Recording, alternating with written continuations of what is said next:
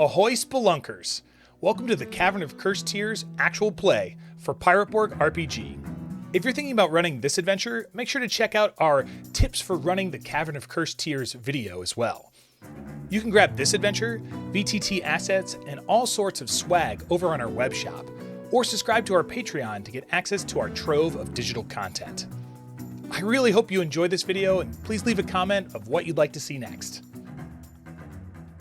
Yar! Welcome to the Dark Caribbean, the Cavern of Cursed Tears. Thank you for being here with my special guests. We've got Bridget Jeffries from Symphony Entertainment. Hi!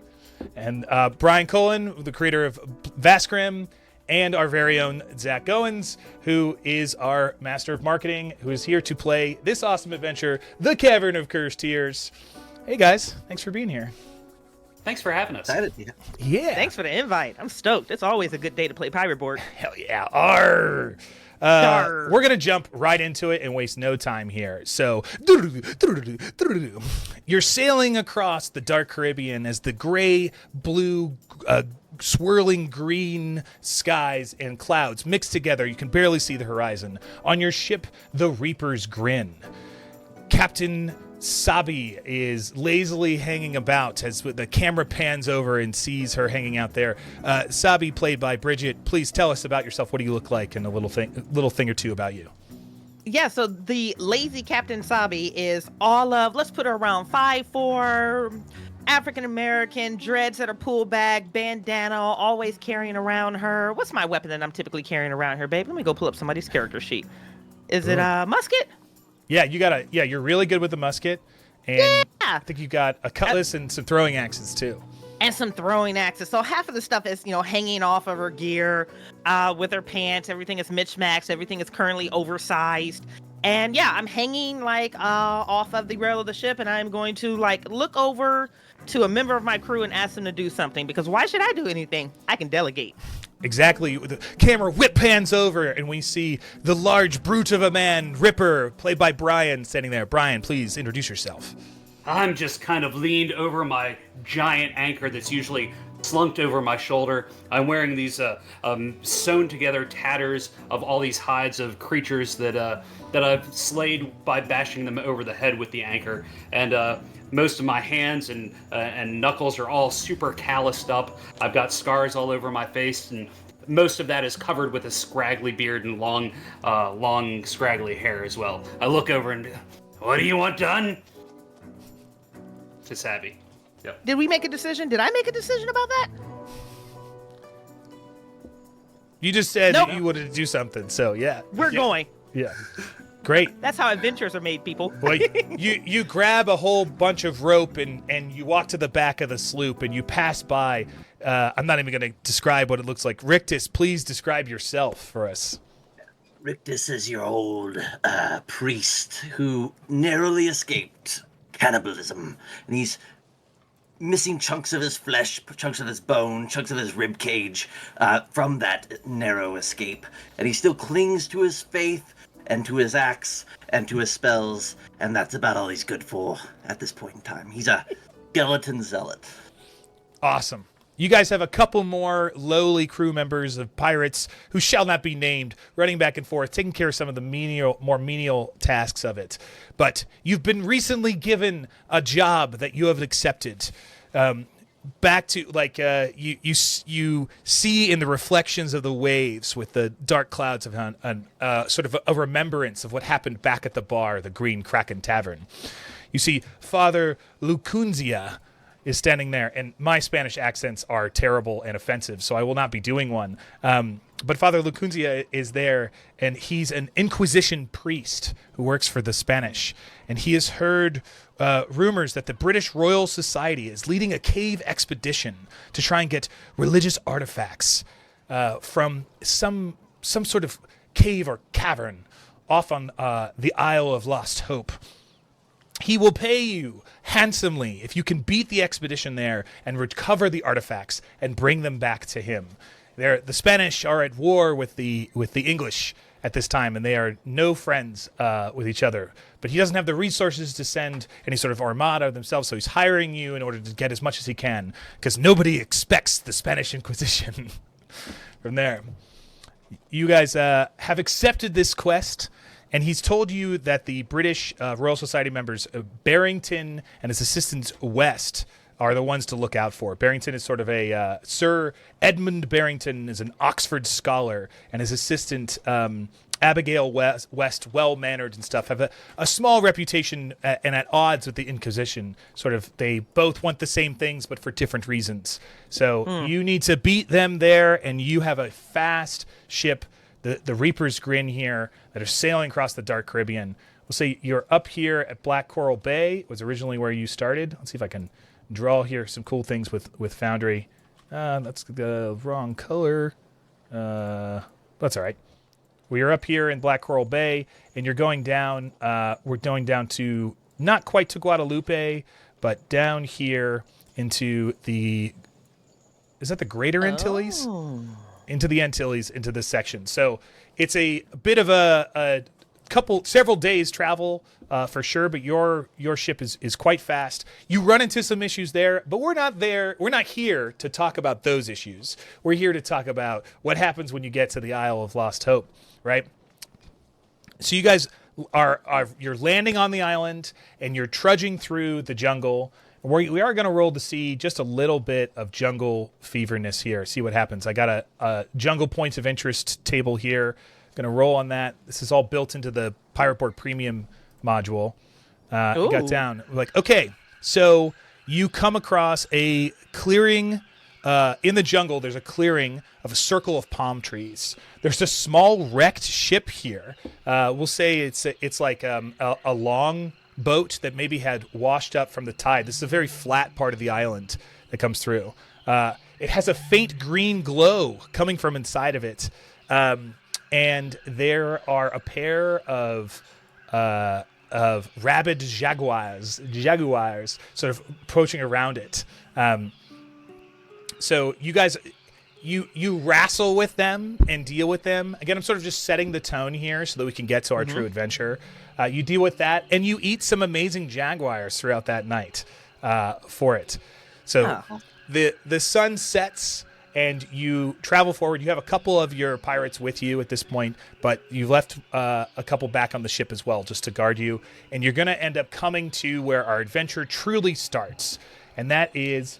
There, you travel through the jungle a bit of a ways, and you search around. And in fact, actually, in order to see how easily we find it, I'm going to need somebody to lead us the way to see if we can track this down. And since... go ahead, please. I'm leading because I've got this compass that always points me in the right direction. Oh. Naturally. Brian, give us... so you're following the compass to do your best? Yeah. Yeah, and my character does say that they always think that they're going the right way. Oh, fantastic. Okay, yeah, cool. And Father Lunkunzia told you like roughly where to go, on the island from there. But I want you to make a presence check to see how well you're able to actually do that, follow his instructions. So you can click on your character itself, and then click on and then click on the word presence or the value, and it will roll it for you. Yeah. Let's see. Presence, I see. Oh, a 7. Oh, man. Oh, yeah. So you spend about an hour, like, clearly going in the wrong direction to the rest of you, especially to Sabi, you being a buccaneer with some experience traveling through the woods. And you're a survivalist. You're extra good at traveling through the wilderness and stuff. So it doesn't take long until you can realize that you really need to be going. You need to be zigging instead of zagging here. What would you like to do? So someplace like Ripper. No, it's this way. I'm sure. But then I end up falling in line, of course. Yeah, you just, instead of taking a left turn, you just take enough right turns until you're like going that direction. Do the exact opposite of what the compass is doing today. Yeah, there you go. As you're walking through, you come, the dirt sort of changes beneath your feet. It changes from this harsh, gnarly roots to more soft, sort of muddy, pushing downwards. And Sabi's the first one to notice. You sort of grab a Ripper and stop him from moving forward. As you see this, a 20-foot wide sinkhole opens downward below you with just lots of gnarly hanging vines just all over it. But it's so dark and grim, and in the dark Caribbean, like the sky's not crystal blue here. It's just ugly, dark green kind of everywhere, ominous. So it's all shadows mix with caverns easily. But the six of you and your three compatriots, are all now standing at the edge of this large sinkhole, looking down below you. What do you want to do? I think I've got some rope in my pack, and I think I start tying it off and dropping it down in, just quiet like. Yeah, absolutely. There's lots of vines and everything from there. You're able to do it. How much rope did you bring with you? I brought 60 feet of rope. Oh, nice. All right, cool. May I attach a lantern at the bottom of that rope that Rictus is lowering down? I think you have a lantern, right? Yeah, I think I do. Yeah. I love that idea. Yeah, so you tie the knot, no problem here. And do you tie the rope off to anything, Zach, or do you just hold on to it? Just a tree up here. A tree. Okay, easy. There's one very, very close. And there's tons of vines going all the way around. And you lower that lantern down. And think of this is like a drone shot that follows with it. Yeah. And you realize that this sinkhole is like way deeper than you thought it was. It's like 100 feet deep rather than 30 feet. It leads down into these caves. And the lantern is an excellent move. You can see there are dozens of I always say them wrong. Stalagmites that are pointing up, protruding rocks all over the place, right? So if you slip and fall, it could be the last thing that you do. But your rope will get, roughly 60 feet down, 55 feet or so down the way. It gets you about halfway, but you seem that you're going to have to come up with something else to get the rest of the way unless you want to, risk it and drop down to the bottom. Should I tie off my rope to yours? I'm like hanging by the rope and like trying to like reach down. If we can finagle it here, hanging by a rope on a rope, tying off a rope with a lantern in between. Yes, I think probably a better idea to do this before we descend it, but yes. Nice. Yep. I'll try and take my rope out from my bag and lower it down below. Yeah, so you pull the rope back up, you tie them together, and you can go back down. And with Sabi's survivalist training, I think you're quite skilled. Also, you're all pirates. Like, ropes are your jam, right? So there's no problem there. We do. This is what we do. So you're able to lower it down, and it's in the midst of all these other vines, and there's this, low angle shot looking up. It's just darkness with this hole in the side with the 4 or 5 of you standing on the edge looking over, and it's quite the climb, or even descent, spelunk, if you will, from there. Who wants to go next, or first, I should say? I'm the heaviest. I'll just go, and I just pull my anchor around it and kind of use that to kind of slide down the rope. Oh, nice. Okay, make a strength check for me. It's very, very easy check, but if But we know how I roll. Oh. Well, the DC was 4, and you rolled a 4. Woo! So there you go. It's good. It's nice that you're strong, right? So you sort of like you hook your anchor onto it and use it as like a bit of a, I don't know my climbing terms, but a belaying pin to like zzz, but it goes like much faster than you expected to be doing through it, and you just barely land right, and you look and there's like if my microphone was a stalagmite, it's like ugh, like right next to your eyes from there. Awesome.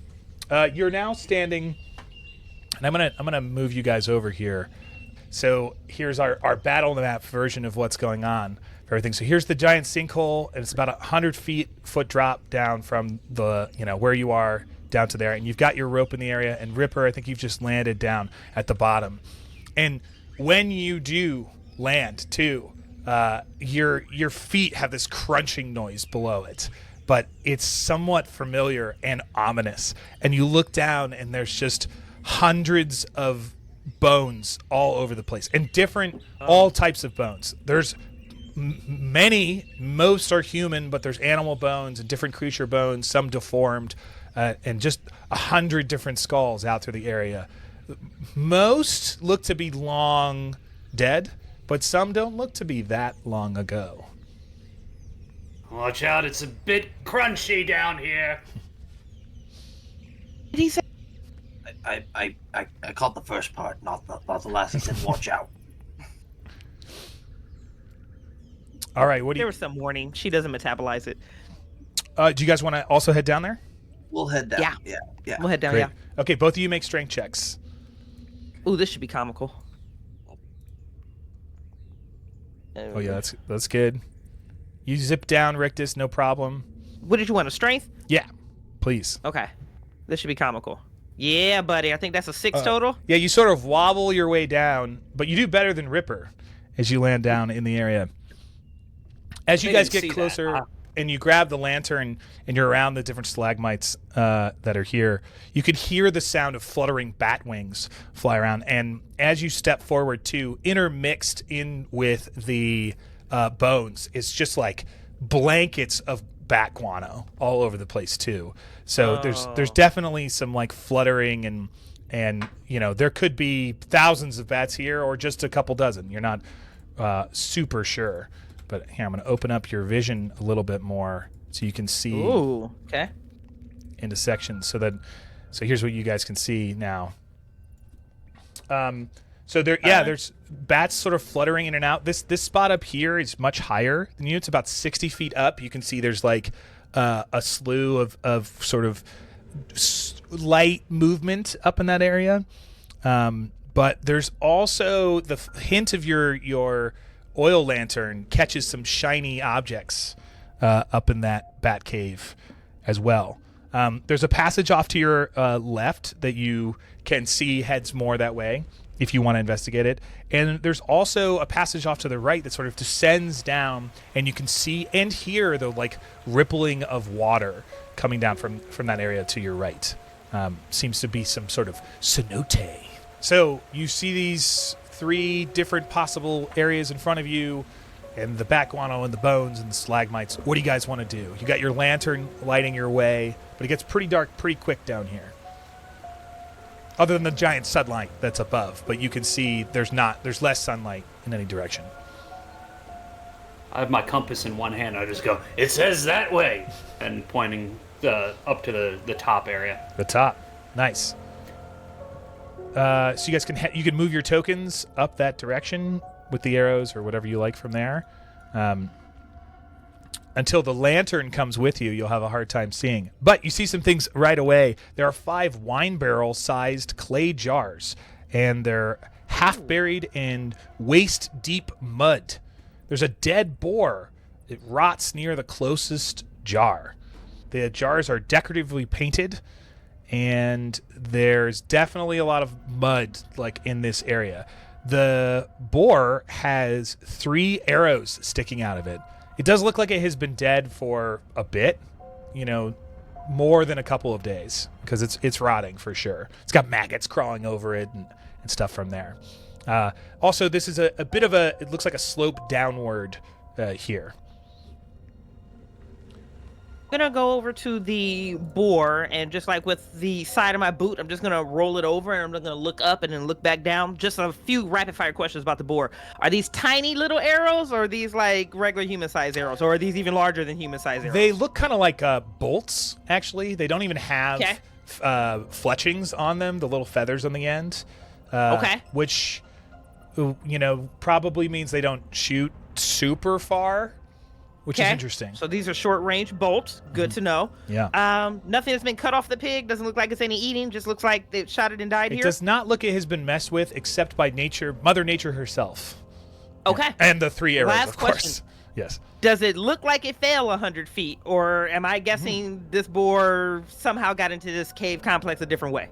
It does look like it dropped. It doesn't look like it's been smushed at all. Also, the cavern here is not incredibly high. It like slopes down into be a tighter section, more of a tunnel in this area compared to the opening where you were is like, back over your shoulder. So it couldn't have geometrically, it couldn't have fallen here from the top.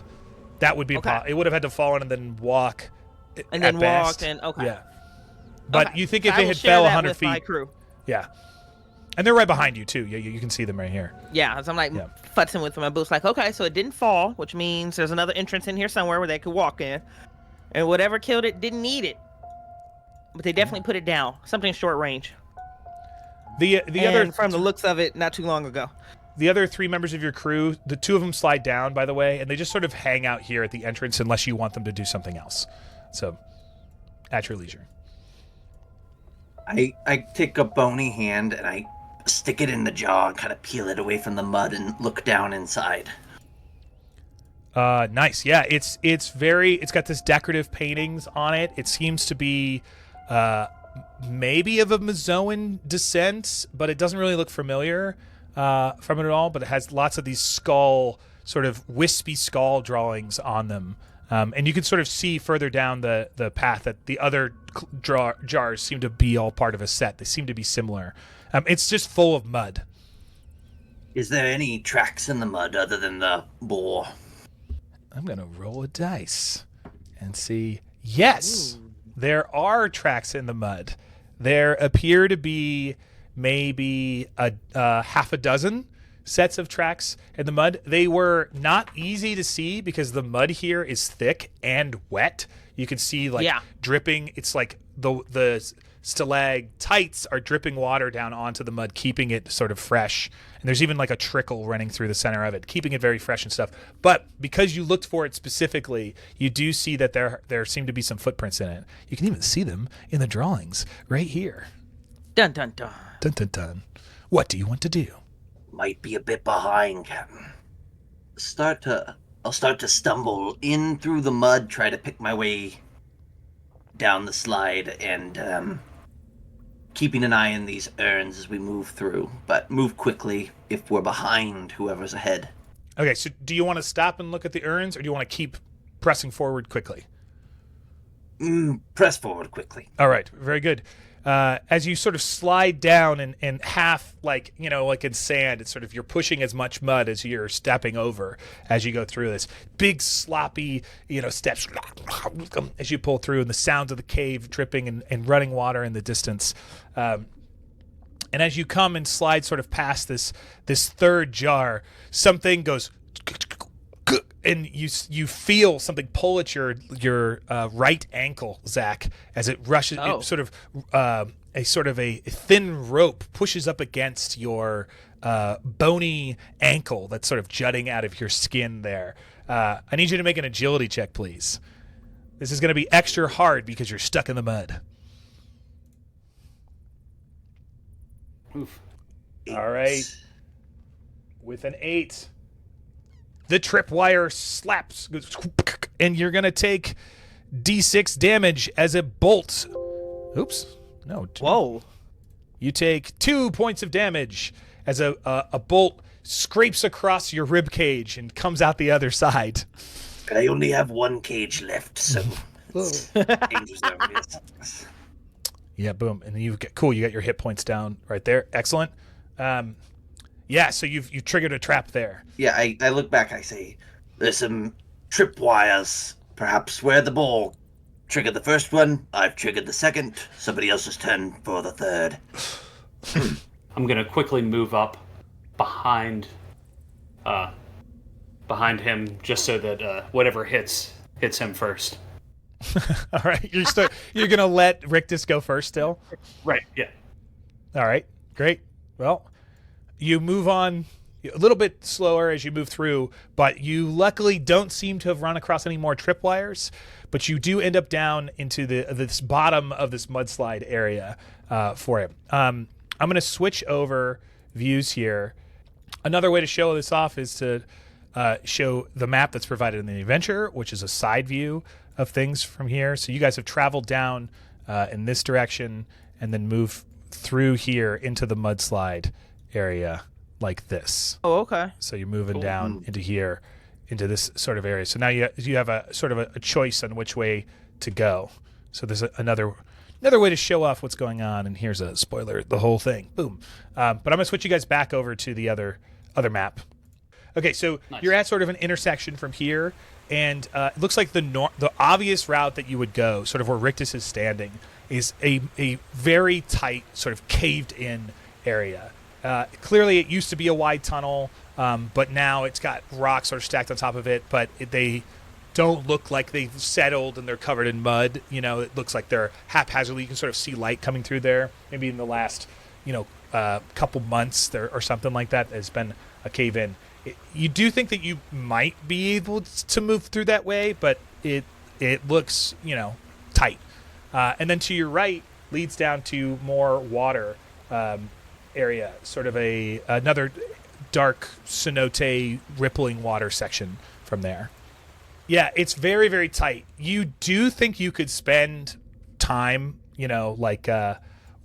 clearing some stuff, but you guys get down on your hands and knees and you're like Count of Monte Cristoing it right now, moving forward. Or even at one part, Rictus, you get to a spot where you got to bishop it from Aliens, where you're like, you can't even use your arms, right? You're like, you move through here, and you're getting into an area where the rocks are sharp, and they're like, if I move forward, I think it's gonna puncture into me, and you really need to wiggle your body around and see if you can get through this. So if all three of you guys, so Rictus, you're going first. I need you to make me a agility check as well to see if you can avoid getting skewered, or presence, actually. If you have the presence of mind to figure out how to go through, or agility to slither.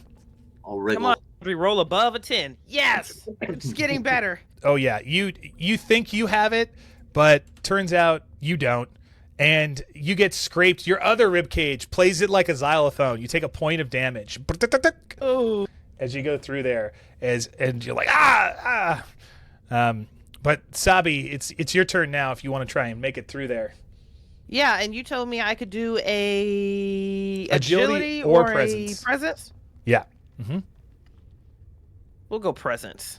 I'll take my time and actually get through this.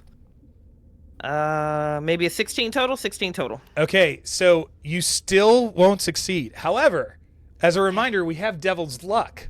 If you wanted to spend a Devil's Luck to reduce the difficulty by 4, you could, and then that would be a success. Or you could save it. Each of you have 2 Devil's Luck, except Zach has 3 Devil's Luck. If you want to save it for later, that's totally cool too.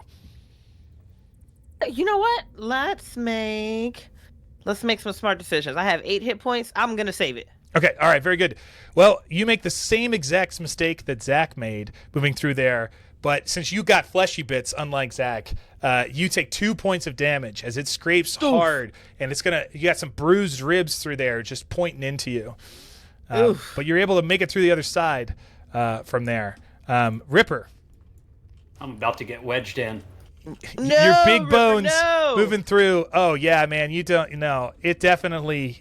Your muscles get scraped a whole bunch, and you take 4 damage. Oh, but I forgot. Both Does my you. armor soak any of it? Yes, it does. Armor will help you, and you as well, Sabi. So you both have Oh, D2 okay. armor, so you can reduce the damage by 1 or 2. Bridget, you soak both of the damage actually, and Brian, you take 1 less damage from. How much from did you your say armor. I took So originally? you take 3 total, and Sabi, you don't actually take excellent. any.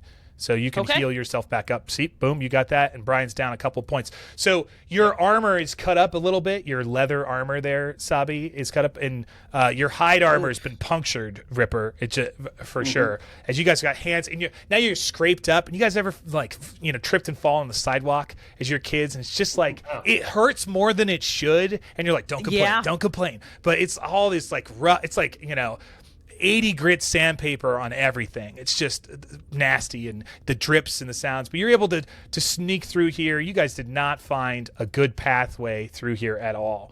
And you come to a new section. There's a glow actually up ahead that you can sort of see the faint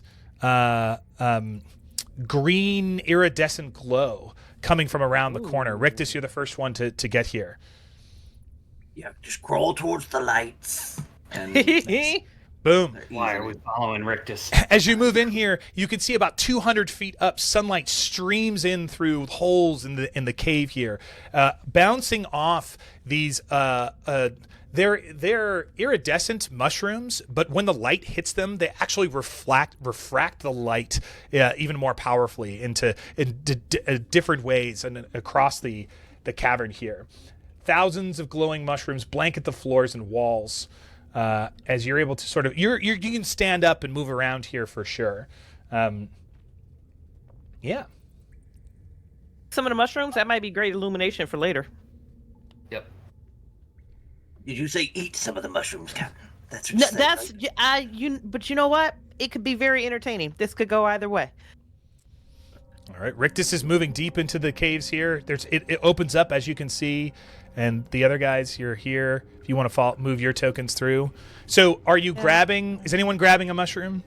Yeah. Multiple I'll grab mushrooms, some, yeah. Okay, everybody grabs mushrooms. When you grab them, they're like, "Oh, these are going to be great things," and they immediately give off spores as it's like squeezing like a water balloon full of noodles that just sort of comes out into different areas, but the noodles float off and they weigh less than the air around you. I need everybody to test toughness DR 14 or have problems ingesting these lovely things. Oh, Ripper, so close. Nice. Sabi, you're able to cover your mouth and cough it out, and Rictus as well. The spores just literally float in your mouth and out the other side of like the hole in your skin. But even though you're the largest of all of them, Ripper, it gets lodged in there and just into your lungs here, and you are now infected by these mushrooms. The infected condition means that you will not be able to heal until you are no longer infected. From there, what else can I tell you about that? I'm going to need you also to test spirit. Oh, yes. As the spores fill up your lungs, you guys see Ripper sort of coughing a little bit, but as he does, every cough, his veins illuminate, and you can see this like little spores traveling through his body, lighting up inside of him. You have a +1 to your spirit now, Ripper, as you've ingested this. Mushroom spirits. You sort of able to see the life force of the world just a little bit more than you could before, and understand things. Excellent. So, way to shroom out. Good for you. yeah. Now I'm just kind of, as I see it pulsing in my veins, I'm just forcing myself to cough a little bit more as we're walking, just so I can see it like spark up as we go. Yeah, every single time you like sort of make that cough, it illuminates more in it, and that's not going to go away. It's, I mean, awesome. For at least as far as you know, it doesn't dim. It's still there through it. So you guys move through the caves further and further. Captain, there's some body over here. Yes, Rictus sees. You see a skeleton sitting on a makeshift, a rock that's really shaped like a nice chair. It's not carved or anything. It's just a perfect place to perch. And he's just covered in this fungal mushrooms, so to be growing out of between his these bones, these forearms, and between his femurs.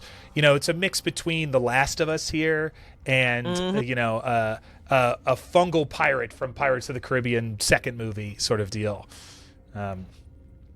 He's got some old raggedy pants and some good work boots on him, some explorer's boots. Doesn't look like a Sir Barrington, though. He looks long dead.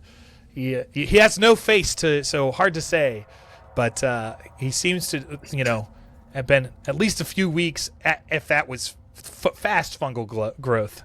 Yeah. With his boots still intact, does he have any sort of purse or anything on him? All right, yeah, you search the body. We're gonna roll on the loot the body table here. Hey. I've got it preloaded in Foundry, so here we go. Rolling, and you find find some smoke. Yeah, a little bag. It has a smoke bomb in it, which you can click on that and have that. I think you should be able to as well be able to drag that right onto your character. Was that Brian? Was that you? Who searched for I it? clicked on the button, but I mean, any of us could have searched for it, so Yeah. that's fine. Yeah, sure. Well, I just dropped the smoke bomb into your.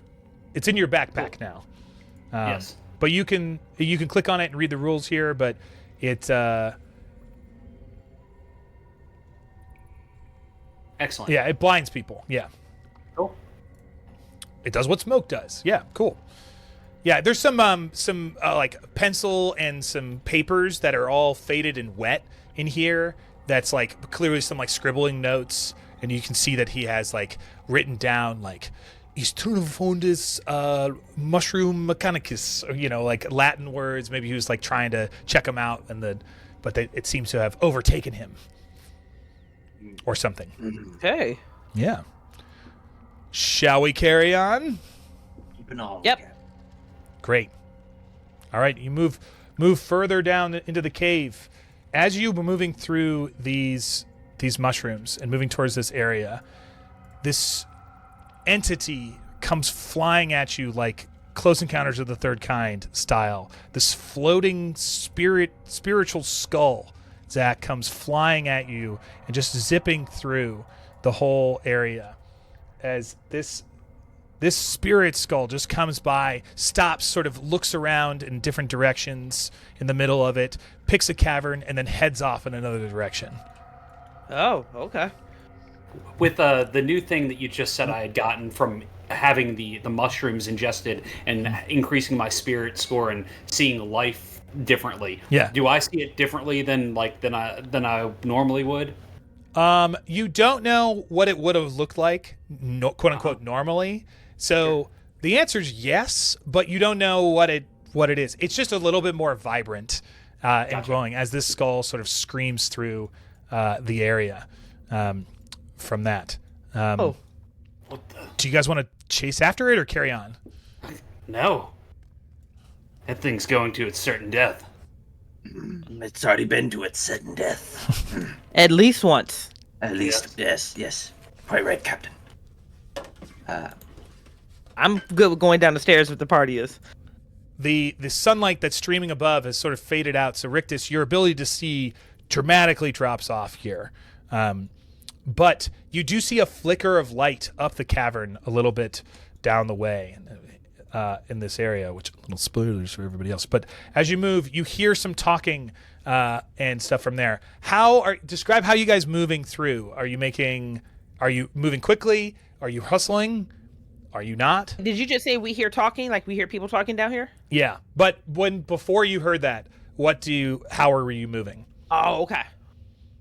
I think, looking for traps, but I don't know that Rictus was being overly quiet other than keeping an eye out for traps and, other tripwires, things like that. Yeah. And I was still fascinated with the fact that I've got stuff glowing under my skin, so I was still like, Okay. and just the lighting, yeah.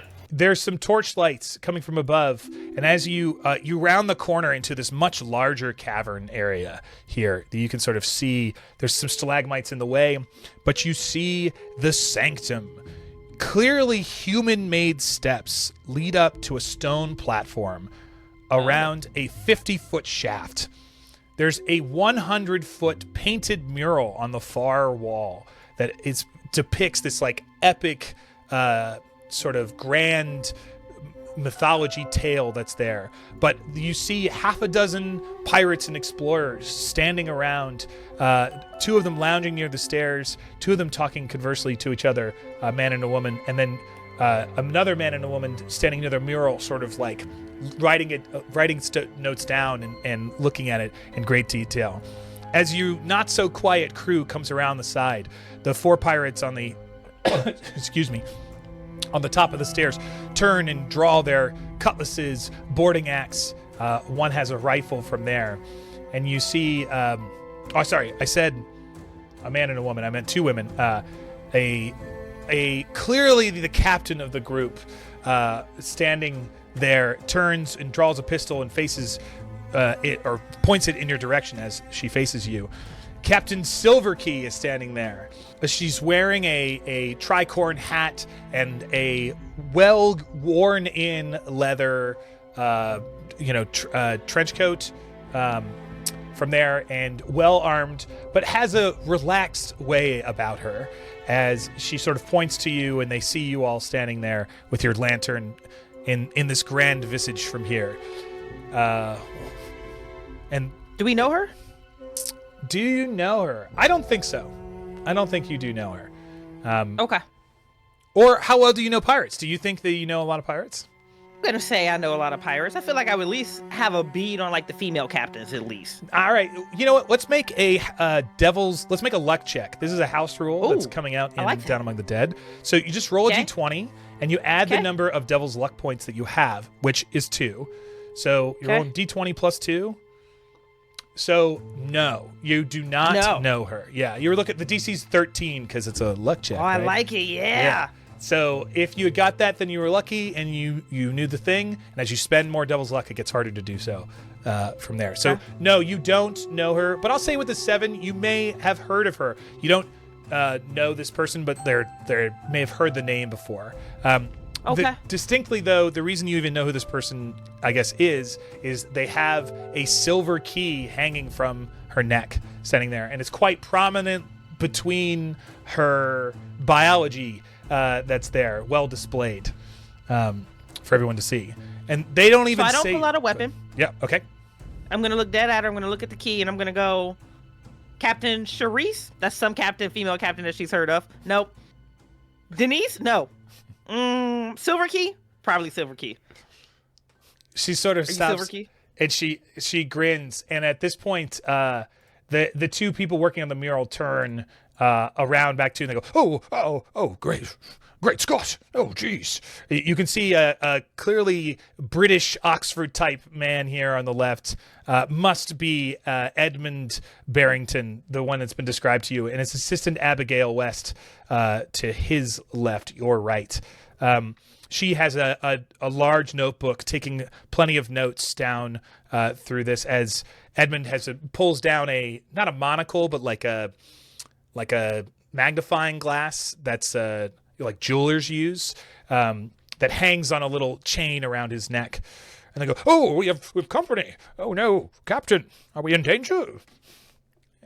And the Captain Silver Key has her pistol trained on you, and she sort of says, we'll see. What are you doing here? She says, back Is he to the- paying you? I'm sorry? How much is he paying you? And I'm gonna point to Barrington. Enough. Oh no, numbers matter because I might be able to top enough. Sure. She sort of thinks that over, loyalty versus money from there. She goes, make me an offer. She knows how to negotiate. I'm gonna huddle with my crew. How much were we offered for this? You are offered 2,500 silver pieces. Yes, Rictus. Offer them 500, and if they take it, then that's a win all the way around. Paying attention during that conversation. It was Barrington and the other girl, the Abigail something. They were coming here, and we were supposed to beat them here and take the loot. But they're not looting; they're drawing. They are investigating this large mural that's here, and there's this large, huge shaft in the middle of things. Yeah. Start with 500. If not, we kill Barrington and then move forward anyways. Aye. Everyone good with that? That's all team in? Okay, let's go. And then I'm gonna push Rictus forward. We're offering 500 silver. If you remain here, let us go on in and take what we might. She sort of turns and goes, fellow treasure hunters. Well, I'll tell you, I don't go back on my word for a measly 500 silver, but she does. She uncocks her pistol and holds her chin. She says, however, I won't kill you for 500 silver pieces, indeed. You can go through if you can figure out how to get down there. It'd be a win-win for us, now wouldn't it? Give a nod. Not somewhat surprised that worked. Same. Step towards the edge, look over. Yep. Yeah. Yeah, so they sort of come up, and Edmund Barrington is like, Captain, no, we don't need more people in our crew. This is quite unorthodox, don't you think?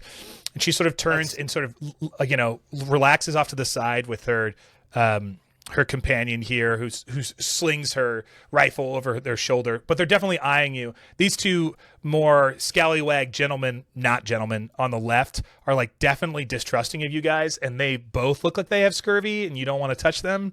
Good times. For sure.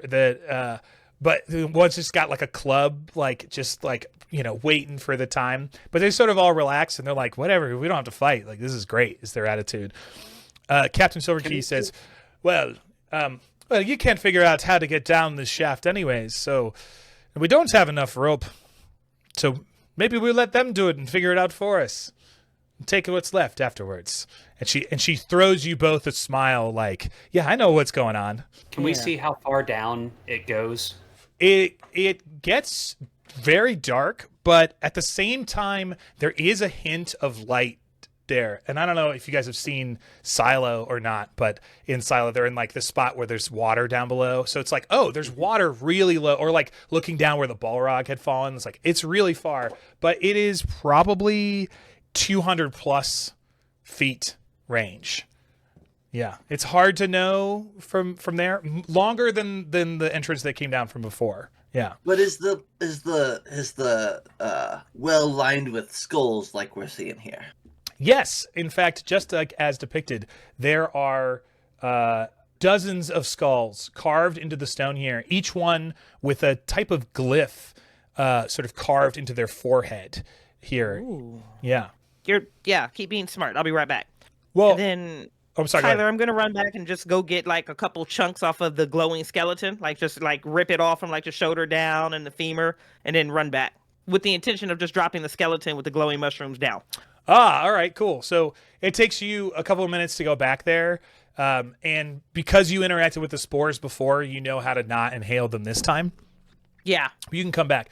But when you get here, Zach, as you look at the skulls are just a single rim all the way around. They're not. Okay. They're not. Yeah. They're They not don't. going down. They don't Okay. actually make a ladder or descend down to it. No, there's. Okay. It's just a single rim that's all around there. But there are like the patterns of glyphs on their heads. Yeah. And there is a little platform, as you see just in the drawing here, that like juts out a little bit more than the rest, but it doesn't seem to go to anything. Can I read these glyphs? Can I understand their purpose? Yeah, you want to. While Sabi is going back and grabbing that femur, you stop and sort of examine the glyphs there. Make me a spirit check to see if you can divine anything. Oh, from good that. luck. Sure. Yes. Oh, That's Nice. what that's nat what we like to 20. see. Yeah, look at You were that. there when the glyphs 23. were written. Yeah. Yes. So, you're not a musician, right? No. But you read these glyphs and you see that there is a distinct like pattern to them. The way that's like you take it sort of from an academic and spiritual standpoint as you tap into your own connection to the Dark One, and you sort of see that even though they're here, there is like a rhythm to the glyphs that they go around and this distinct pattern from it. Yeah, there's definitely like a sort of a code lying in here. There's like a code and something, and I kind of grab the shoulder of the brute, kind of grab him and haul him over, and I say, Ripper, there's something musical about these glyphs. See it? And I start to like point out the different.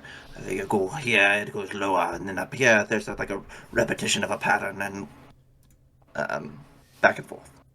As I'm looking around and seeing it, it's looking like the spool that would be imprinted on the thing that spins around. So I'm kind of humming in a it how I hurdy-gurdy? think it would be Yeah. hummed. Yeah, in the hurdy-gurdy. Yeah. Trying to hum it like it would sound.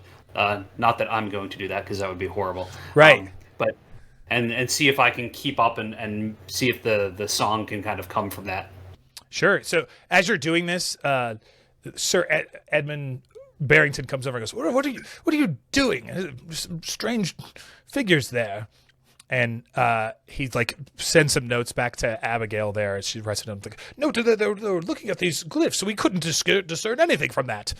And you sort of play, hum it out. There's a, and as you do, the skulls sort of seem to come out of themselves as spirit skulls jut out from the ends, much like almost like a transformer, like, and 5,000 chanting floating skulls form a spiral staircase. And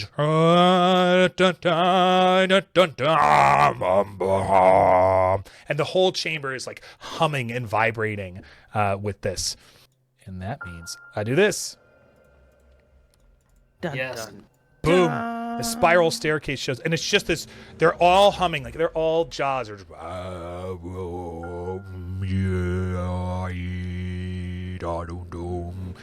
as they sort of sing, and they sort of, all the other pirates like super back up. Some jump onto the sides here. Silverkey's like, damn.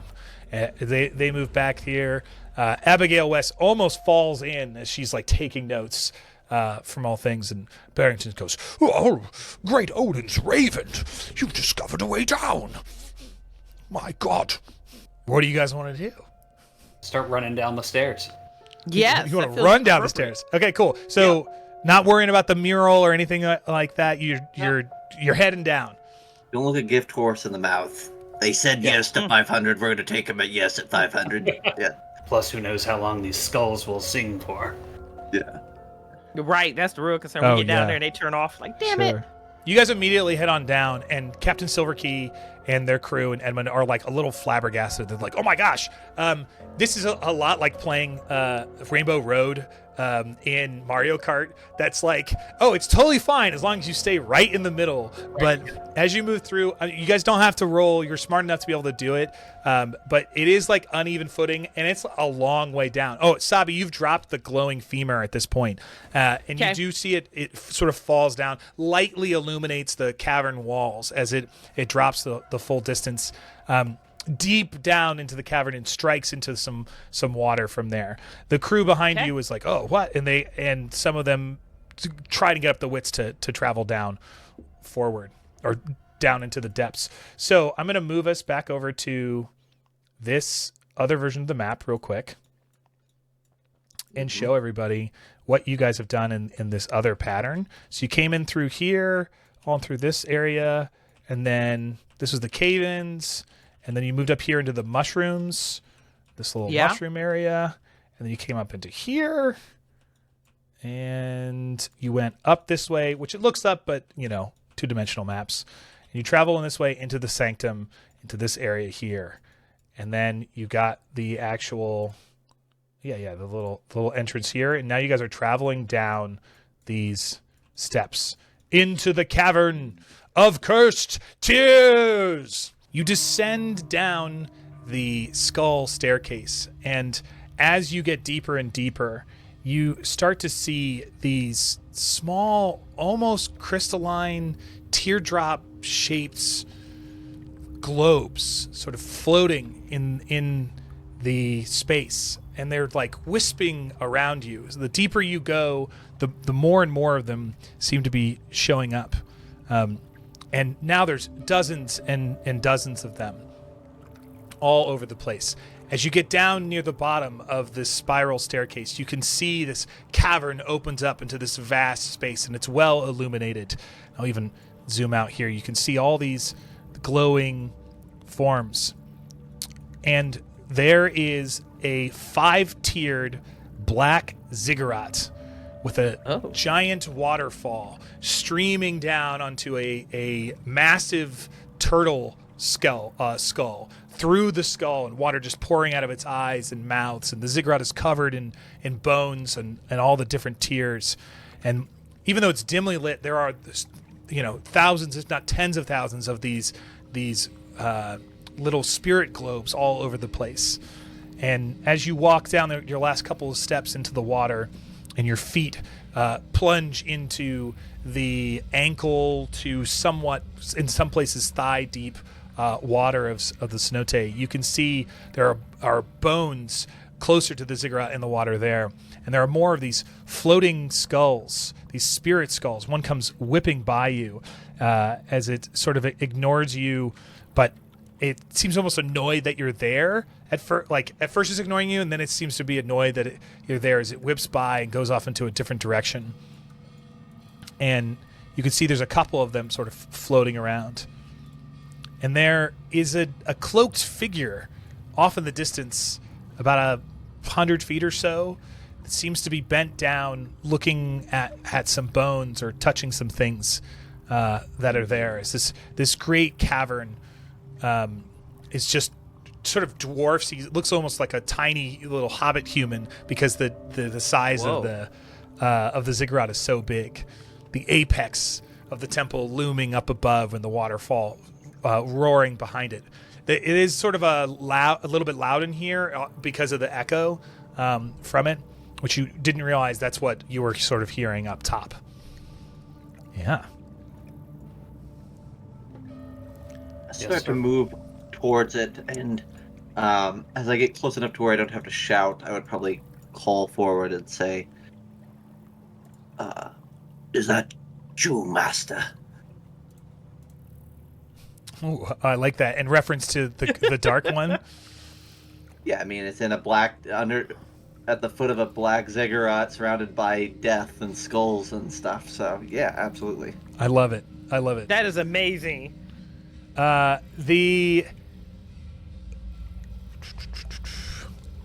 got the artwork pulled up here for you guys, but it's this artwork because I know that you can't see it from your stream. But the artwork from the front of the adventure is what you're seeing here. Okay. Yeah, 100%. This is the pinnacle moment for sure.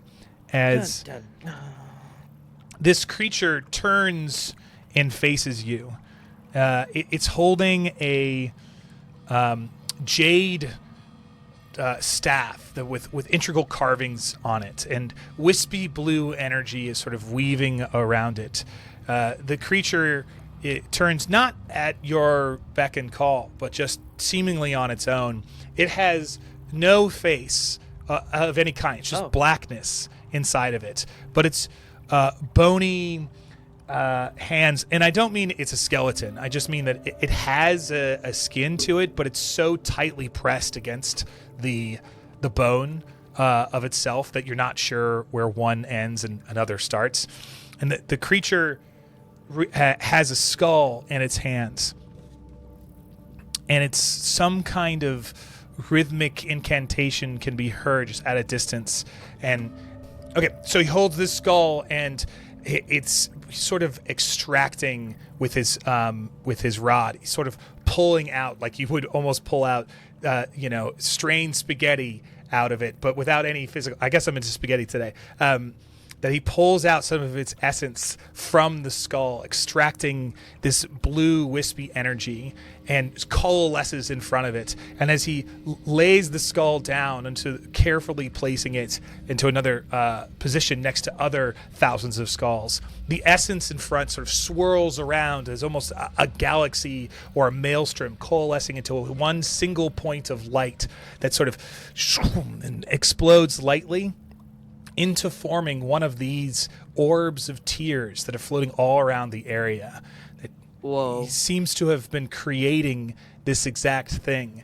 As it floats in his hand, he sort of whispers to it, and the essence floats into the air as the blue energy around him dissipates. Are there any of those flying skulls going about? Yes, there are. There's about half a dozen that you can see in the cavern, and they seem to like sort of scurry about the way that maybe an aimless squirrel might scurry around. But they're floating, and they are different than the little tears are. Yeah. None of them seem to be going in the direction of this creature, do they? No, I mean not any more than they're going direction of you. Yeah. You can sort of see a few of them, rummaging around a little bit here and there. Yeah. What do you want to do, Zach? So I'm going to move about 10 or 15 feet forward, and then as I get close to the cloaked figure, I'm looking up at the ziggurat, and I say, "What is this place, Master? Is it a gate or passage to the nether?" The creature has laid the skull down, and the tear is floated up into the sky. And it turns and stands and faces you. And you can see it's quite a tall form, maybe 6.5 feet, maybe 7 feet tall when it's standing upright, and sort of ominous. It has a bit of a Grim Reaper vibe with the no face and the hood, but its robe is like splayed out across all the other skulls, and it was pulsating during the sort of ritual before, but it has stopped now from it, and you can see sort of in the artwork of what I'm talking about. He turns and faces you with his staff, and it says, I am the Weaver. I am the one who makes the jewels.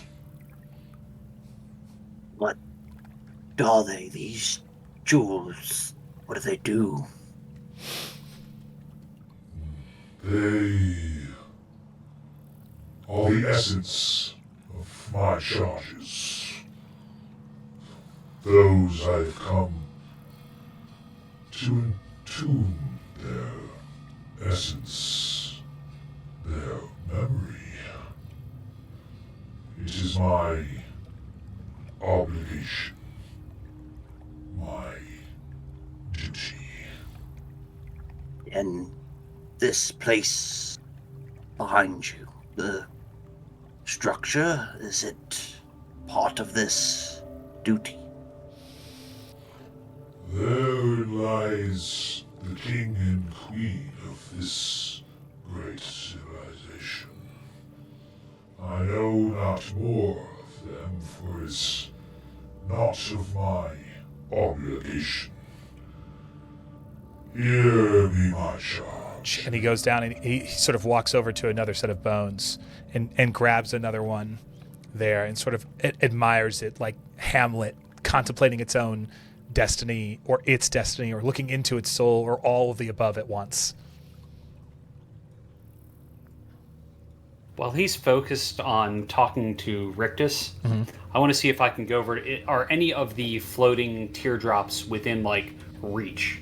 It's a little bit like catching a firefly, but you could, while one sort of goes by, you could get close to one, sure. Yeah, I want to try and grab one out of the air with the hand that's not holding my massive anchor. Oh, yeah, sure. Okay, make me a strength check. This is basically a melee attack to try and grab it.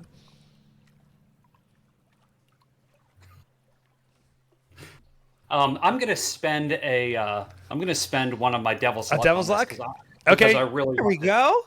Sure, Yep. and in what manner are you trying to damage it, or are you trying to capture I'm it? trying to grab it, and then my thought is there's something evil and wrong with this guy, and he's trapping these souls. And I was a missionary before I became this, so it's not aligning with whatever my core beliefs are. So I'm gonna try and crush it to allow whatever I believe their soul to be out of this prison that I think that's in. Okay, so you are going to try and crush it.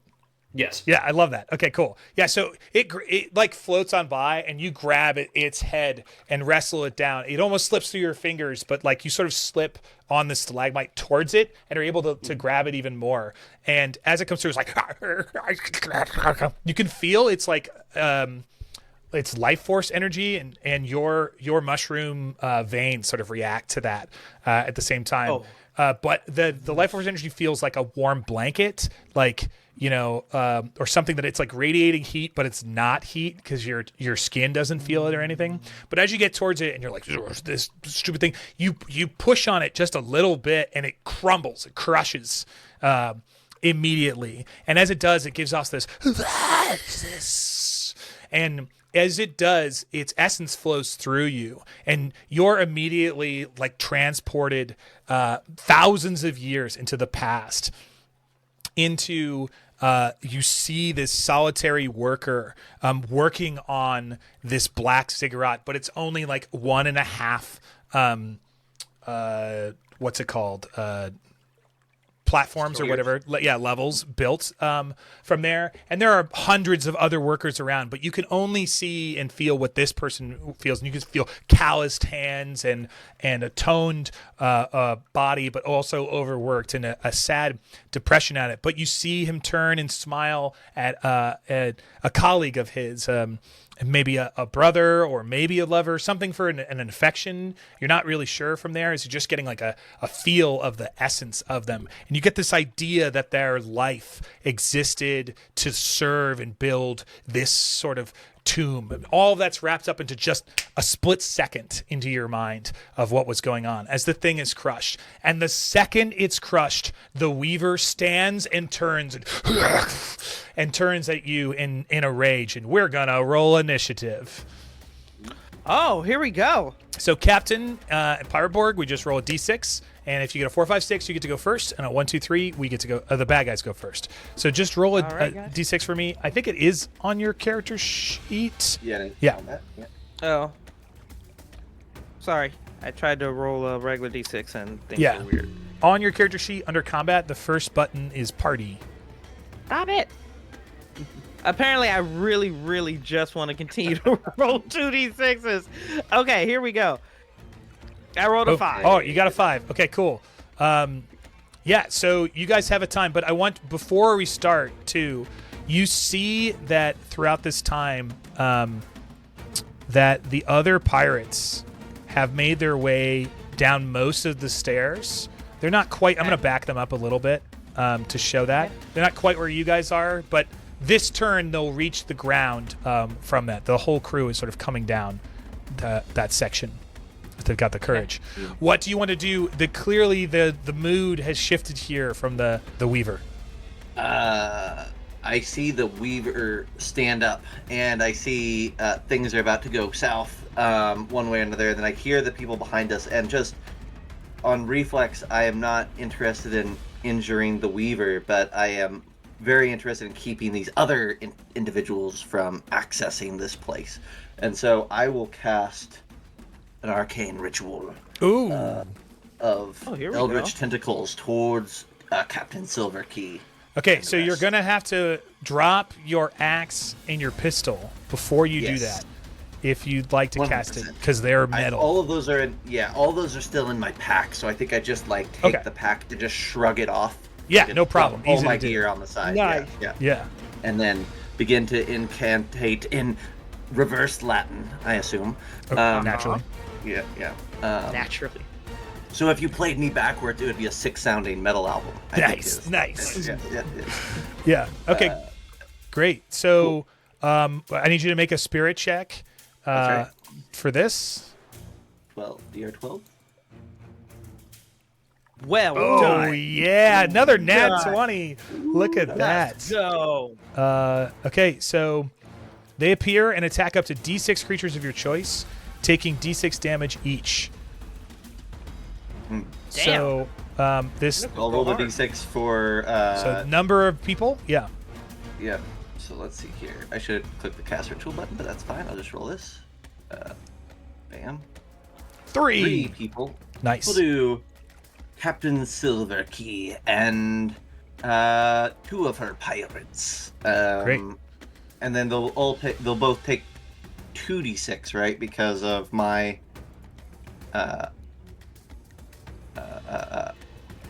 crit. Yeah, I guess so. That fair? Yeah. Amazing. Yeah. Roll 2d6 for each, but roll each for each person. Perfect. I can do that. Silverkey first. Sure. Go. There's 4 damage. 4 damage. 11 damage to the first pirate. Yeah. Damn. And 5 damage to the next one. As they come down towards the water and they step into the water, Zach, do you want to describe how does casting the spell look on your end, and then I'll describe it. Yeah, I think it on my end it's just the incantation, but as they splash into the water, these black tentacles kind of explode outward from that murky brine, and wrap themselves around and just kind of suck them into this glowing water. Yeah, I think too, like when you start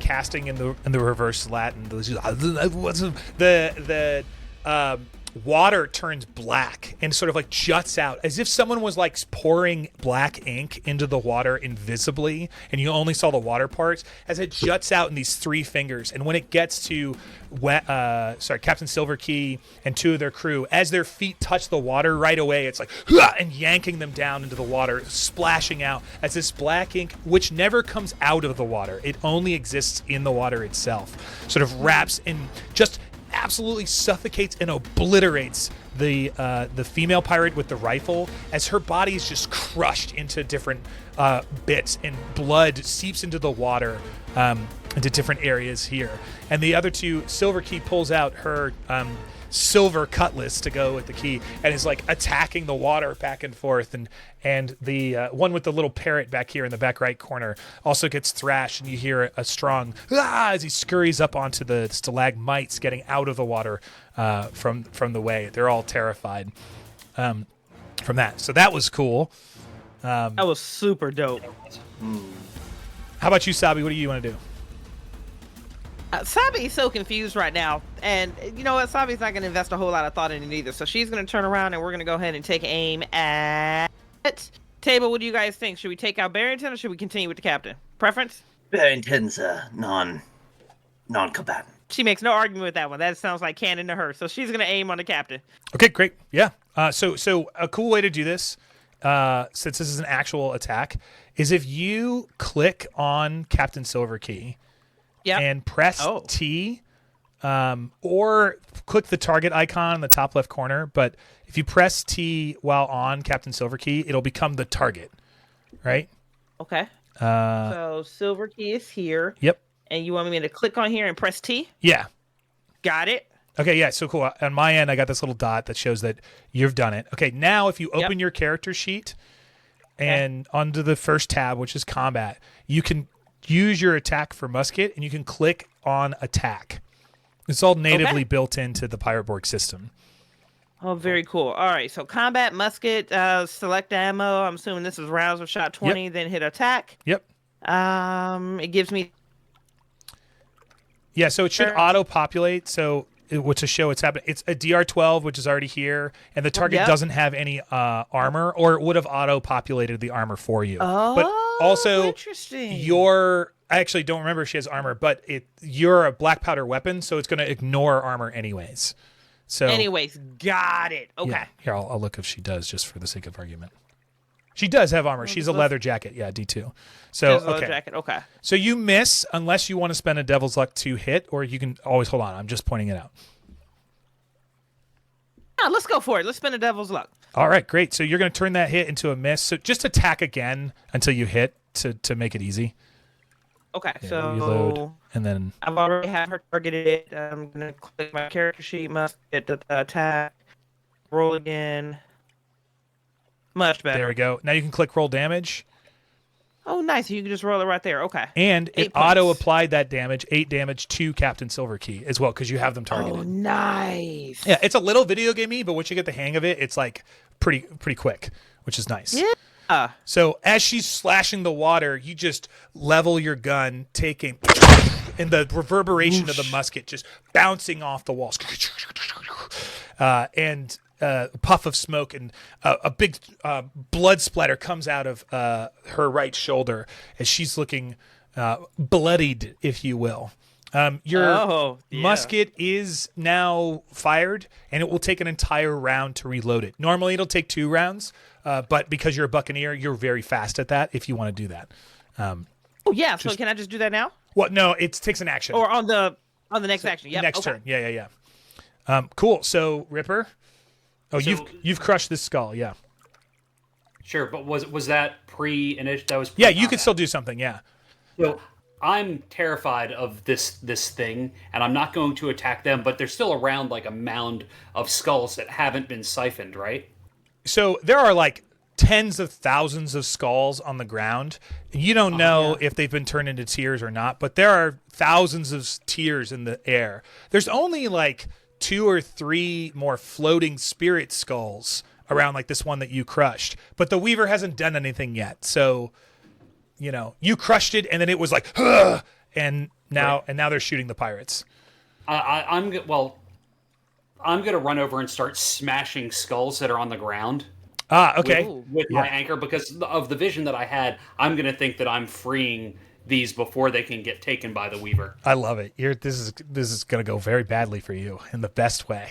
It's fantastic. For us. Yes. Yes. As much as I Okay, can. and you do that. You're smashing skulls for sure. So the Weaver is pointed right at you, and now that all of you have gone, it's sort of like a maestro, like commanding the orchestra to raise their instruments and come out.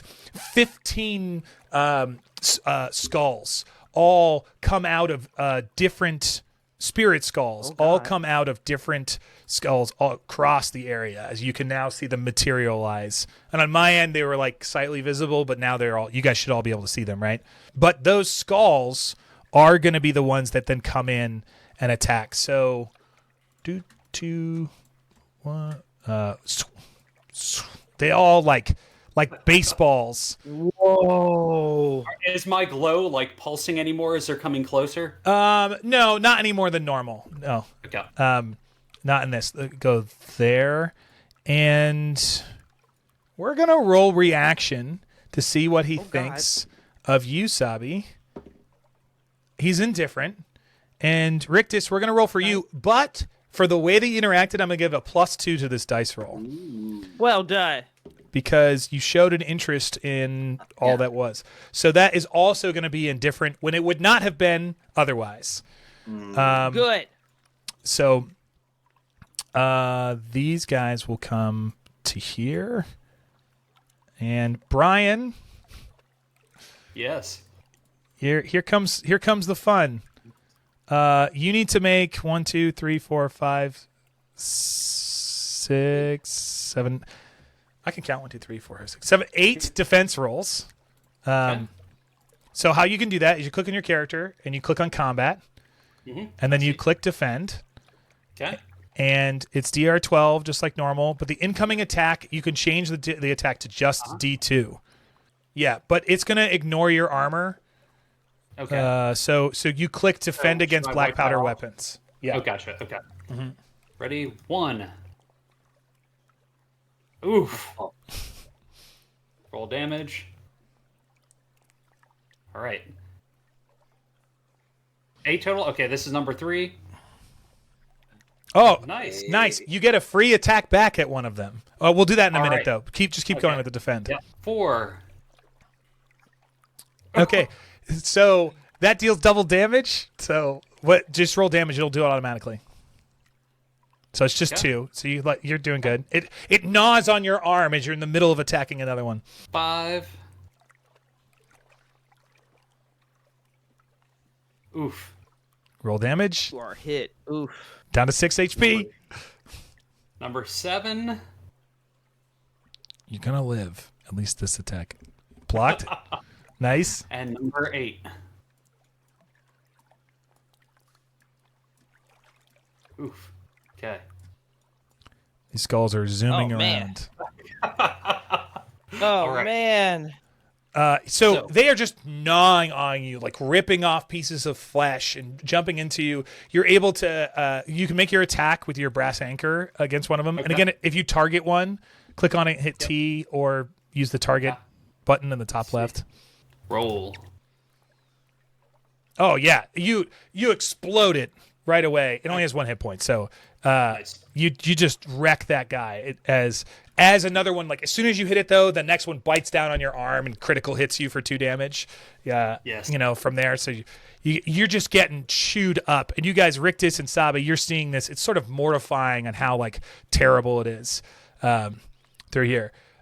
So it's now these guys come down and they run to like different areas. Abigail and Edmund run to here and they run onto here and they're like up and they pull out their guns and their weapons, but they had to just run.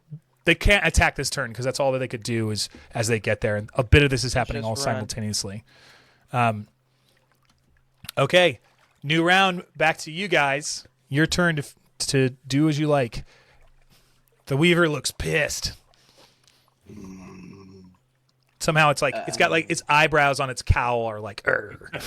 So Is Silver Key like ducked behind one of these stalagmites? Is that kind of what you're describing? Yeah, there? yeah. Okay. They're all like, hunkering down. Yeah. As she kind of ducks behind, I would love to offer up a prayer to the Dark One and do curse, which targets a creature that I cannot see. Oh yeah. I mean, you can also just look the other direction. Yeah. Sure, but she dug her own grave is what's happening. So Okay. I will cast curse. Let's do this. Cast. Should I cast? Let's see. Cast. There you go. Test spirit DR10. Oh yeah. Nice. And then deal 8 plus spirit. So this will be this plus 3. It's just D. Oh wait. Damage to an enemy. D8 plus spirit. Oh, plus spirit. Yeah, you're right. Sorry. I misread. You're good. 8 points of damage. Yeah. So just describe how the curse eats into her. I think that oily tentacle that you described coming through the water, when she climbs up out onto the stalagmite, that oil kind of like snakes up, and you see all of her veins go black within her body, and then you see it like the ends of her fingertips and the ends of her toes, like all those, the ends of those veins start to burst out and just nice. her. Mm-hmm. Yeah. Okay, cool. So then, great, Sabi, what do you want to do? I'm looking at the poor situation over here. Is this with Ripper? Can I start throwing hand axes at some of these skulls to try to reduce the number on him? Yeah, you can throw one axe at one skull. Yes. Ooh. Oh, Captain, Captain, I'll yell out real quick and say, Captain, there's a flintlock in my pack, as I'm recovering. Teamwork makes the dream work. Okay, so where am I next to Rictus? Amazing. Can I move to Rictus and pull this flintlock out and fire with it? Sure. Yeah. Okay, amazing. That's what we'll do that. And I'm gonna... Ripper looks like Ripper's gonna die. We're gonna focus on him. So, I'll target... I just want to point out, that these things crush easily. You've seen it now twice. They like explode the second you touch them. So a pistol may be overkill with the weapon. Yeah. I mean, not that you could totally still do that. I mean, I'm metagaming a little bit. Yeah, but here, to your point, it's kind of like overkill with that one. So if I can take the flint, tactically, what's the best thing to do here? Well, if you're gonna go rescuing him, probably means shooting the Weaver. Oh God, but that's gonna work out so poorly for us, guys. That's why Let's go ahead and right. Let's make bad decisions. Okay, I will pull out the flint. And we'll aim for the Weaver then. All right. Anyways. It's gonna be so terrible, and I'm really excited for all of us. Prove it. So click on the Weaver. Yep. Got hit it. T. Yep. Then open your just fire the musket again. Even though, just for ease. Even though it's yeah, I'll adjust the damage. Roll. How'd we do? Not great. So you've missed by 1, unless you want to spend a devil's luck. Yeah, I got to do the devil's luck to make that a success. All right, nice. You hit, and I rolled the damage over here. You dealt 6 damage. It's 2d4. Okay. So when you shoot him, he doesn't flinch or groan or react in any way. It goes through the robe and out the other side. But this energy goes like in a like throwing one of those color bombs that you see at the color festivals, like at a wall. Yeah. It sort of blows out the back of him. And when he does, 1, 2, 3, 4, 1, 2, 3, 4. Oh shit, Zach, good call. 6 skulls explode into that like essence that goes, and they have this like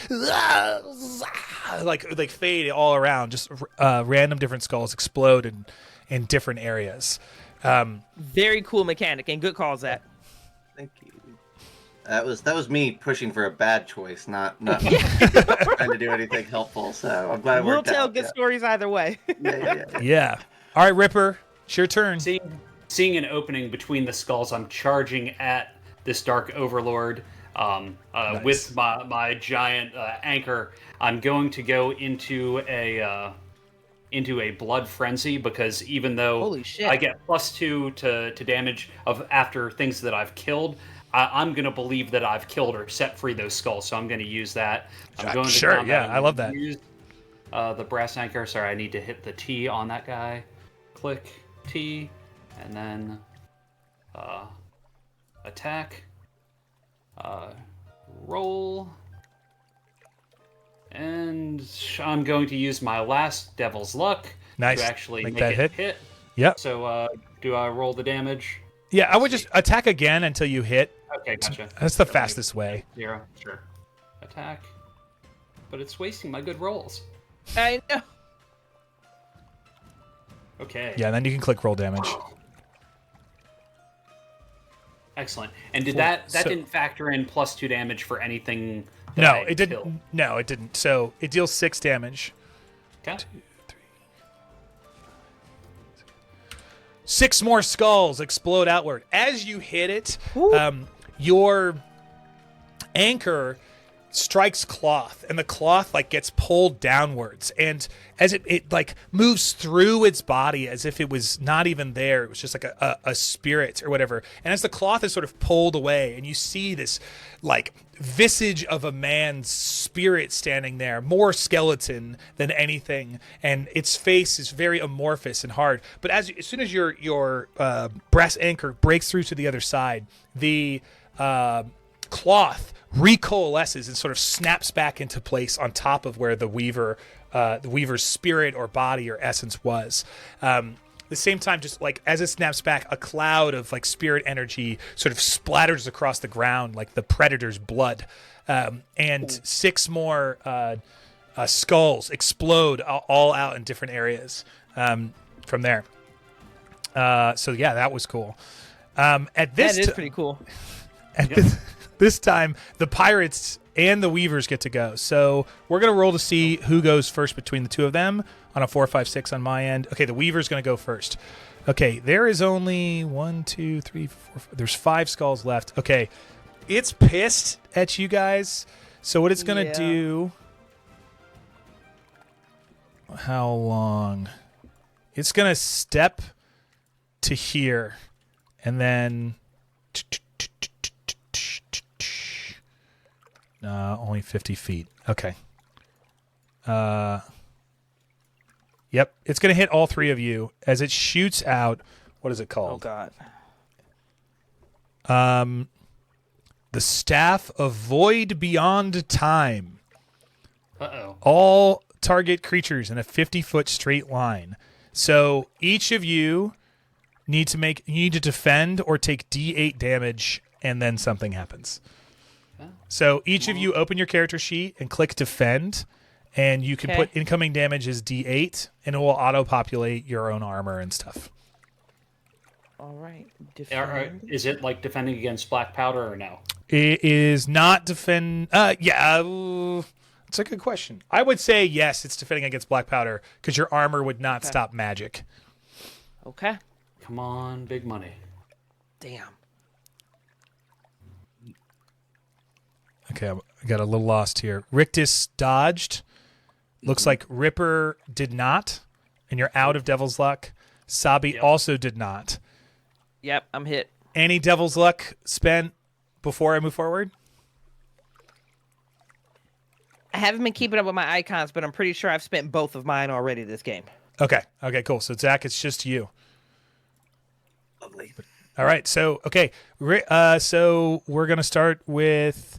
So, Rictus, you see the black energy coalescing on the edge of its staff, and you dive into the water to the side to jump out of the way. But Ripper and Sabi get hit. Ripper, you take only 2 damage. You're still alive.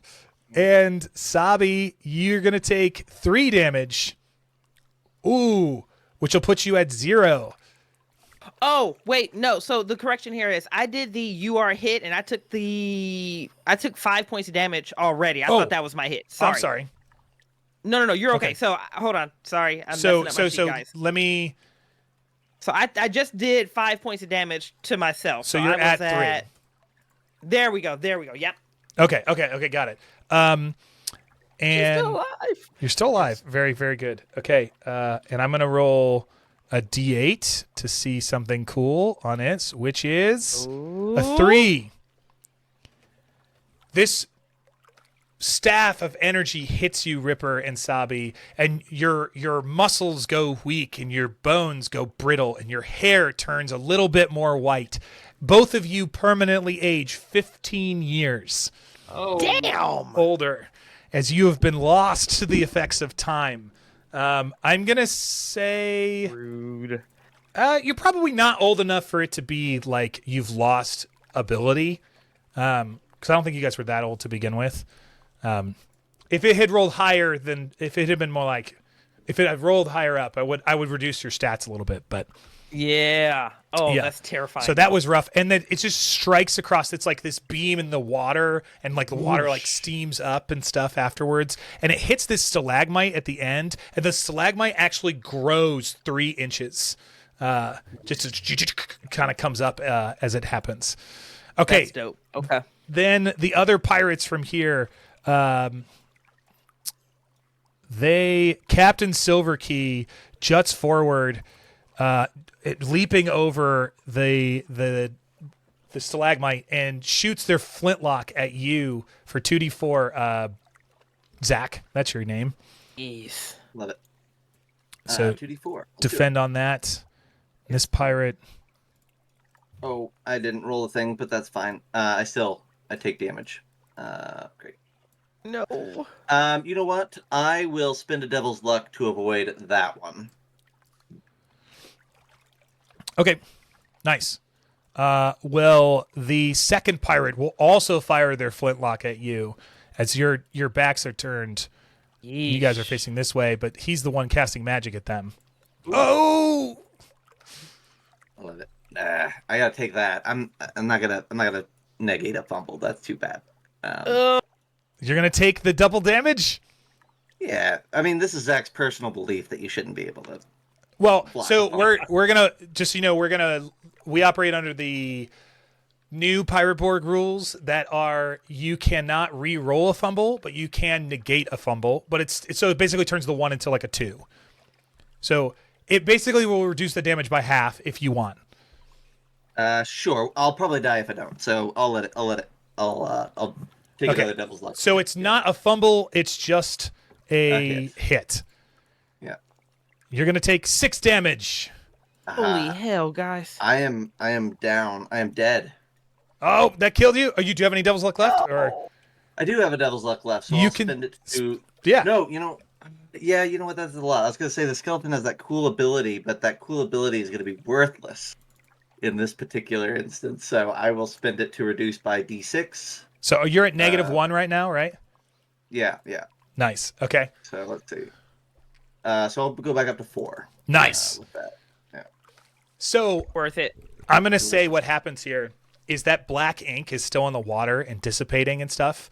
And as you move forward or jump to the side, Silverkey, very relaxed and calm, even though she's messed up, aims and fires at you. But as you do, you raise your hand in defense, and it pulls the inky water up and makes like a shield, and the bullet hits the water and loses all its momentum. And it only blocks part of the second pirate, who's now going to be known as Pete. Pete. Pete, Worth it. his bullet gets through just the tail end of the water, so it still strikes you, but at a reduced velocity from before, and you're winded by that the magical force there. And all of you out of Devil's Luck. It's looking bad. Edmund and Abigail run off to the side. The Weaver's pissed. This guy over here is going to run off. He's been beat up, and he's going to attack this skull actually and destroy it. Nice. From it, and he hides from a stalagmite because he does not like that magic. He's the one that's pretty effed up too. So okay, all right, back to you guys. These pirates have come a little bit closer, so I'm going to target. You know what? Let's do. It works so nice. Let's do it again. I'm going to cast this Eldritch Tentacle again and have more of this inky black. Maybe the shield re-injects itself into the water, and goes a hunting. So I need to roll a spirit test real quick. Oh, nice. D6 targets. D6 targets. Whatever. One. Just one. So just be Silver Key then. Silver Key. A yep. 4 will kill her. Ooh. No, only 2. Oh, 2. The tentacles reach back up under the ground from the water as it spaces out. Your hand's in the water directing it where to go. And they reach and they claw into her ankles as she screams. Ah! She's sort of like swiping her sword, her cutlass down into the water to very little effect, of course. Yes, I think I positioned myself then to be in between Captain Silver Key and the Weaver. So. Oh, cool. Interesting. All right. Ripper, Sabi? You want to go, Sabi? I think the easiest thing and the best thing for me to do tactically right now is going to be to move and reload. Any table objections to somebody that's not super great with combat? No. Yep. You So I might will not move. be alive next turn is the only tactical side on my side. Gotcha. But Which leaves me with throwing an axe. the I don't question think I'm is, seeing anything at else on my who? sheet that I can do offensively. Yeah, you can do Go that. for it. Yeah. Go for it if you want. Are you Listen. throwing it at the Weaver or? Yep, at the Weaver. Let's do it. What's the worst that can happen, guys? Combat. All right, baby. I have access on my sheet, but not in the weapons area. You want me to just roll a d20? Yeah, here, let me put the throwing axe. Throwing axe here. Now it's in your hands. Oh, thank you. I appreciate that. Yeah. We shall roll. Boy, the dice really... I don't have any devil's luck, guys. This is just a miss. Yeah. Yep. It gets caught up in Yes, I'm part of about his to hack it. robes from there. It doesn't seem to actually strike and deal any damage. Oh, that's perfect. Yeah, the axe goes spiraling at him sideways and just gets caught in the ropes. Perfect. Ripper. I'm going to step in. I'm going to try and use my anchor to like sweep up underneath him and lift the fabric like up in the air and slam it down into the ground. Love it. Roll. Oh, it was almost a 14. Yep. It just calmly sidesteps your attack. Like it barely even notices that you're there. Yeah. Oh, it's so gnarly. Time to die. Time to die, guys. Phew. Excuse me. Phew. No. Phew. Excuse me. Bless you, right. baby. Oof. Work those out. All right, that was all 3 of you, right? Yeah. All right. Captain Silverkey sludges through the water, disregarding Good point. the skeleton here, and comes right up to Rictus as she pulls her cutlass. And she goes, "I'm sending you back to hell." And she comes in to try and stab you. Zach, make a check. It's she's good, so it's a DR. It's damage 10. Yeah, if they're targeted against you and then you click defend, it'll Defend. Oh no! No, strike me down. I'll become I'll more only become powerful. More powerful. Yeah. Yeah, love it. Okay, here we go. Click roll damage.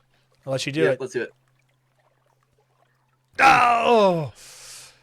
She stabs you right in the heart as you try and summon the magic to protect yourself from there. Your fingers covered in black ink as the ink ceases to be magical and now just drips off of your fingers into the water, matched with your blood dripping out of your chest, hitting the water, and blood coalescing all over the area there as you fall down 100% dead in the water. Unless, because I have a skeleton ability. I'm going to roll that real quick. Oh, yeah, that's right. I forgot you have very little blood. Apologies. Yeah, I have very little blood.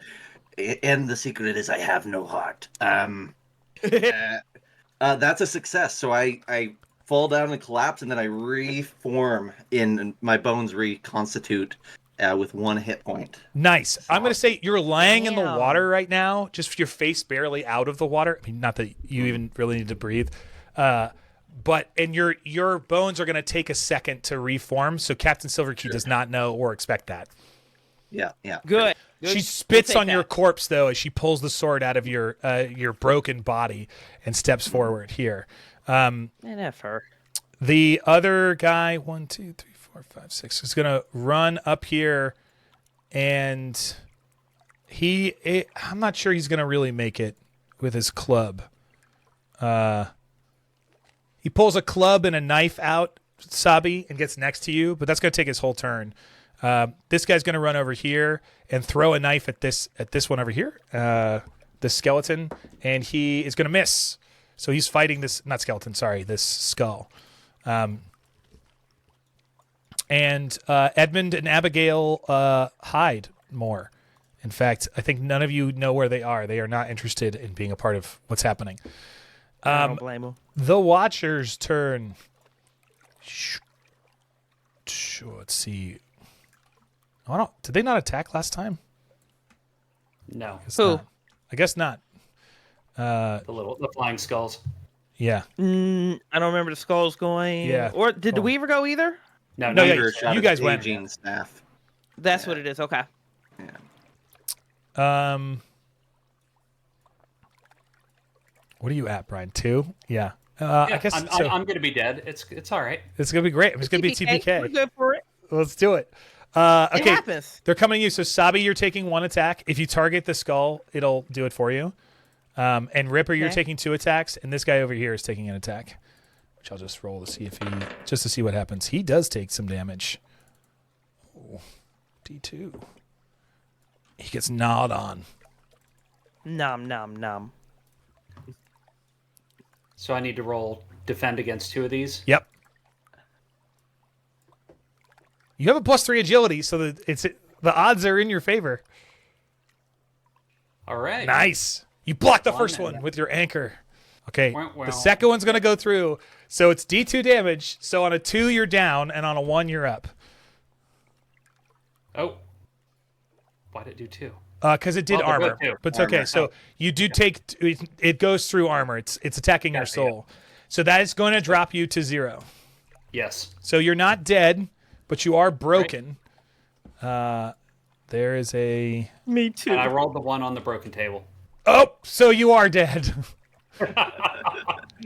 Broken. Instant death. Maybe.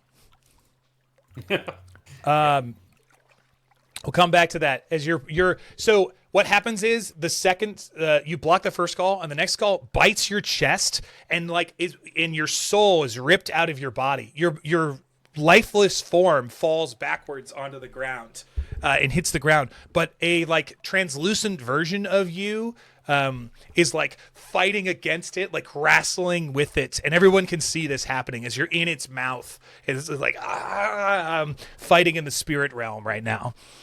Excellent. I'm probably still with one arm trying to grab my brass anchor. Yeah, you have a version of you're so spiritually tied to your brass anchor that you still have it. It followed you into the spirit realm. Yeah. Good. Sabi, did you make your defense roll? My defense roll? No. Yeah, But go ahead. let me get that out the way now. This could be fun, guys. Okay. Yeah. And this is... I do get to defend against black powder weapon, right? No, I don't. No, it counts as a black powder weapon because it's a spirit attack. Yeah. Okay. Ooh. Oh, yeah. You dodge, dip, duck, and dodge out of the way of this skull. All I can do. The Weaver. The Weaver.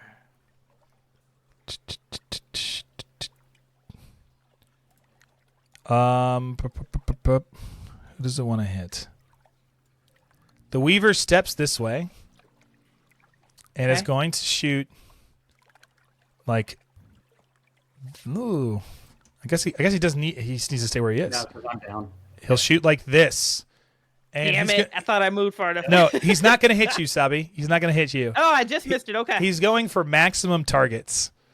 Okay. So he's going to hit on both of these, and we're just going to see the first guy and the second guy. Okay, this guy jumps behind the stalagmite, and the stalagmite gets hit, and it grows 5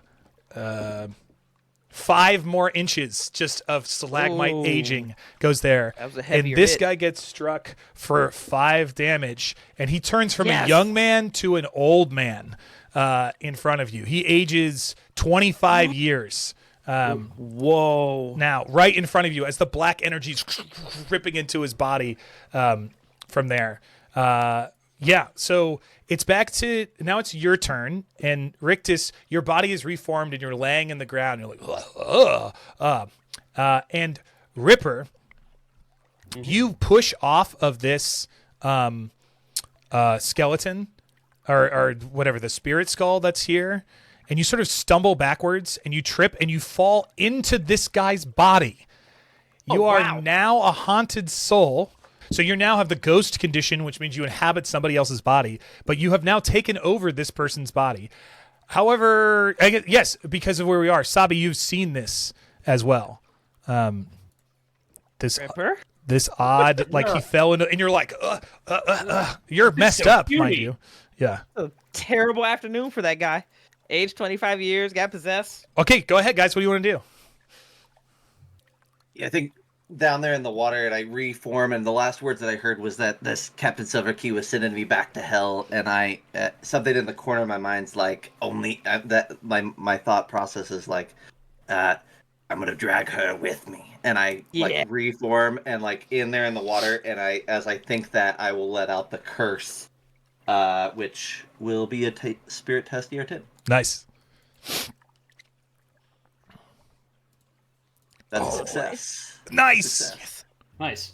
So because it's just DR10, right? It's just DR10. Yeah, sick. And then anything but a 1, baby. Come on, babe. Come on, babe. Yes. Zach, please take the stage. Captain. How does she die? I think that as she spat on my body as she's stepping over, right? And as she's like starts to step onto land, I think that she feels the water underneath her feet like start to superheat and boil, and she looks down, and you see like in the whatever movie I'm thinking of, and like this portal to the netherworld opens up beneath her, and she just gets dragged down into it. She turns and looks at you and goes, no, and disappears. As she is ripped down under, her skin and muscles get pulled through, but her bones are not dragged to hell. They like hit the ground and stop and join the visage of all the other bones that are here in this pile, just as an inanimate object, just ripped straight off of it. It's Captain Silver. Now dead. And you stand back up, and there's black ink dripping off of you from at this point. This other pirate in the distance just goes, "Fuck this." he runs. He turns and runs. Sabi, Ripper, your turn. You both get an action. What does my new body have on them? Great question. They have. It is a good question. A spent cutlass and an axe. I'm sorry, a spent. I said cutlass. I meant flintlock. Okay, and an axe. Yeah. I'm gonna try and get my legs and run over and just try to like chop the hand off of this thing, the one that's holding the staff, to keep the Weaver from using it any further. Yeah, go for it. Okay. Should I just use your stats. Just keep going. Okay. You just have 3 hit points now. Attack. Roll. Nice. Yes. What's that? Roll damage. Boom. Boom. Three's all right. I'll Boom. take it. Boom. Come These on, kill him, skulls baby, kill him, all baby, kill him. explode before they have a chance. This skull over here spins around in different, if you can see it, spins in here. Sabi, what do you want to do? Sabi's going to close the distance and attack as well. If we're going to go out, we're going to go all the way out. Prove it. So this is me running up, detaching one of these hand axes, and just trying to bring it directly up and underneath his chin. We'll see how we go. Cocoon.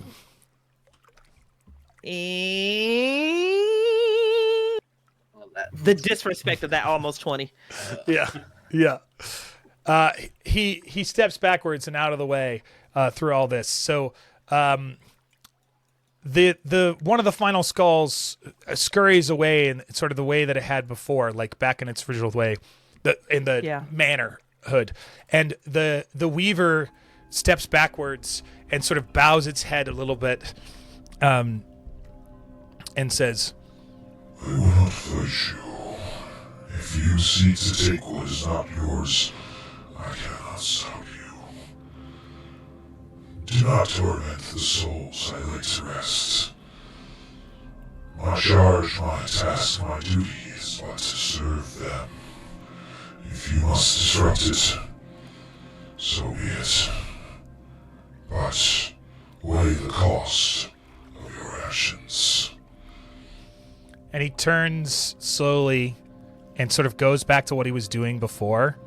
You can continue to mess with him if you wish, but he no longer seems... He's like plucks a tear out of the sky and sort of holds it from there. But he's not attacking or paying attention to you anymore. Now I think we... Go ahead. Seizing the opportunity has got us pretty far along this time, so I think I'm happy to just give him a bow, a low bow in appreciation, and then start ascending the ziggurat. Here's your old body, Ripper. That's why I put a second one on there. Oh, thank you. Old body. As you guys move onto the ziggurat, and you kind of can't avoid it, but you step through one of these tiers. Like, it just sort of runs into you. And each of you realize that this is an essence and the memories of a soul from a civilization long since forgotten, of how they built this temple here for their loved ones, to a way to remember those who had died. And most of all, they loved their beloved king and queen, who are also... it was built to entomb them as well. Their memories don't exist beyond their own lifespan that you run into. So what happened to that race or to those groups of people, you don't know. But you know that this temple was built as a way to honor all of them and a sort of a reverence for them. And the Weaver, there was you get one flash, I think, Sabi, maybe you run into someone who was instead of a laborer, they were part of the spiritual side of things, and they worked on this large incantation to summon this creature, to conjure this creature in order to be charged with such a task for all of eternity through here. Jesus. As you're moving through it. So yeah, what do you guys want to do? Didn't you say there was a large, turtle? Yeah. So you guys move forward. So in your new body, which is weird, but you have control of it. And I'll say, Brian, you have a bit of a John Malkovich situation going on here. You can feel Pirate Pete's soul in there somewhere. And he's, riding back seat, and he's not happy about it. But also he's like, just don't kill me. Don't kill me, And you're sort of have this ability to hone onto his life force and hold on to it as long as his life force remains strong enough to do so, to anchor you into him. Yes. Thank you, the Pete. Yeah, and actually, for the future reference, when you attack with things, whatever you attack, there's this ghostly visage of your anchor sort of goes on top of whatever weapon you're using. Yes. Oh, that is dope. You guys ascend up to the top of this giant waterfall, and the sounds of the waterfall get more and more intense the closer and closer that you get to it. And the bones that are laying across the different levels of the daises here at first look random, but you realize that they're actually very intentional. Like the way that waystones are laid on hiking trails to guide people along to their next passages. That's what's happening here, presumably by the Weaver, as he slowly, methodically places different things in different areas. You come up to the top of this great ancient creature, just dozens of skulls, all having water just pour out of their eyes and mouths as it leads down. And you can see that there is a doorway that leads into the center of the ziggurat. Also very much full, like water streaming into it. And there's something ethereal about this giant turtle skull. What do you want to do? I think before entering this, I think I go up. Is the water coming out of this turtle skull? Is there, and you said it's ethereal. Is this the source of the water? The water is falling from the ceiling. So it's From coming the ceiling, that's from higher. Yeah. above ground. Like, those cenotes you saw before? Those are like hundreds of feet above you. So Yeah. Okay. Mm-hmm. But the skull is ethereal, you said, and magical. No. There's something. It is physical. You could touch it if you Okay. want. Yeah. There's something. I guess I should use the words more like otherworldly about it. Preternatural. But it is tangible. Yes. It's kind of like the hog in that it shouldn't be here, right? This giant sea turtle skull in the middle of a cave in the middle of a jungle. Oh. Are there any carvings or markings in this skull like there were in the skulls around the pit that we Great question. from? Very good question. There are not, though. It does appear to be a natural, like those skulls before were carved into stone, and this is like a real creature. Like you can just tell from looking at it. Like this is from a giant sea turtle. There are glyphs on the like stone tablet behind it. I say tablet, but it's huge. Monolith that's behind Yeah, it. big thing behind it. Yeah. But you Can I guys put both didn't my hands on spend it? this is not a criticism, but you didn't spend any time like researching the culture's identity from before up top. So Yeah. you don't know how to decipher these glyphs here. Sure. Okay. Can I touch it? Am I okay just to put both hands on it and just touch it? Yeah, right before you do, you see Edmund Barrington and Abigail West just sort of watching you from way down behind some stalagmites way down below, as they're very, very curious, but they don't want to fight you at all. As you touch it, make a spirit check for me. Oh, that could get real fun for you. All right. Sabi, and you want a spirit. Spirit is a +0. Rolling that bad boy is a 5. You just have an impending sense of dread, and like a god is watching you, or something. Yeah. So my hands are on it, and I get that sense of dread. I feel like I'm being watched. And then I'm going to look at the two bookies behind me. It's like, what? What is it? What are we missing? They're the educated ones. They feel like they're learned on these type of things. So I'm going to stare at what? What is it? What are we missing? Oh, you yell down to these guys way down here? Yeah, because as of right now, they have no other protection other than us. Yeah. And so at this point, They need look us. really afraid of the three of you, and of the Watcher. And Barrington's going to roll reaction to see if he wants to help or not. Oh, 4 and a 2. He does not want to help you. okay. So he goes, jog off! And he ducks back down. And she's like, no, don't do that. No, that we need them. What is it? What is it? Yeah, I see the look maybe in your eyes, of like the doom or whatever. I say, what is it? Yeah. What I are you feel like we're getting? being watched, and I feel like everything is hopeless. Like we're never gonna leave this cave. This whatever this is making me feel as if nothing matters, and that we are living in a point of despair, and that our time is limited. And I know We they are know living- something. They know something. Well, we are living in a point of despair, and everything is hopeless. And I put my hands on the skull to see if I can get a read on that too. Make a spirit check. Come on, priest. Come on, baby. Come on, baby. Exciting. That's an 8. The door to the tomb slams shut as a stone falls into place. And in front of you, there's an intense color shift as the waterfall turns to blood. As now blood is streaming out and pouring over across the ziggurats here. You can see littered across the area, the blood is now changed, and it runs across ceremonial jewels and daggers and a couple of figurines and statues, clearly worth several thousand silver pieces. But the blood is intensifying, and a rumbling deep from inside of the temple intensifies or it increases. That's not the way I want to do it. This way. Boom. As the blood spreads further into the cavern and seeps into the water down in lower levels.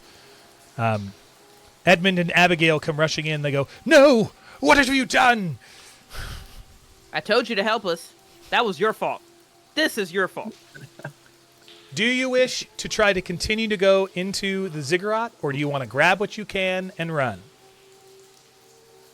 grab what we can. Grab- Get out yes. of here. Yeah. Yeah, we- despair. we've got- We've pissed it off, and it's now weeping blood. Let's go. You each grab several artifacts of different values and important items that clearly the father who sent you on this mission ahead of time will be very interested in different amounts. And you guys run down the stairs as stalactites fall from the ceiling and the blood continues to grow as stalagmites fall over here and there as the god entity of some creature related to Davy Jones rumbles beneath this as the Watcher sort of just sits and continues his job, not seeming to care about you. Edmund races up the stairs, and Abigail protests, says, "No, we must run." He says, "No, I must know the secrets. I didn't come all this way to give up," as they run towards the problem, as you guys run away from the problem. You race back up the skeleton skull staircase, and you make your way back through the whole area in your new body with your trinkets and your newfound power. You all gain experience and renown for having explored the Cavern of Cursed Tears. Thanks for playing. Yay! Thank you. Awesome. Thank you, Tyler. Yay. That's great. Thank you so much. I can't believe that didn't TPK. Yeah, so a couple fun things. So anybody who doesn't want to know about the mission, stop listening now. I hope you enjoyed it. But here's a couple fun, interesting options for it. You can really change up. You could be working with Edmund Barrington. You can learn a lot about like what's going on from the adventure if you investigate the mural there. That can sort of tell you the history that you guys basically learned through through the memories and stuff from there. Like I gave enough of you of it. The mechanics for how the Weaver works is as we did, but really cool. He could summon some more skulls. And there's some more goodies in here that I didn't touch on. I also was very light on the random encounters that are down here. We only really had one upstairs just for time reasons. For that, but there's a bunch of stuff that's in the water underneath. There's more treasures to be found. There's more adversaries to be found. There's different ways you could play it. So check out the other video for my tips and tricks about how to run this adventure if you want more details. But otherwise, like and subscribe and check out more Limithron content. Thanks for playing, you guys. Thanks for taking your time to come and be pirates with me. Thanks a lot. Thank you. Thanks, Tyler. Yay!